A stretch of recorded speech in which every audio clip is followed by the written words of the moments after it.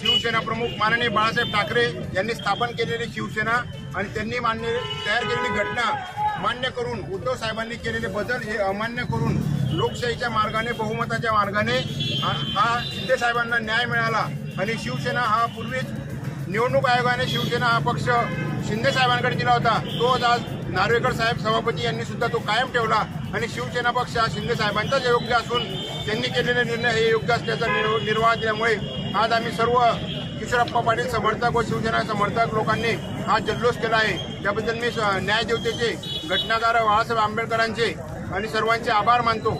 Jai Hind, Jai Maharashtra.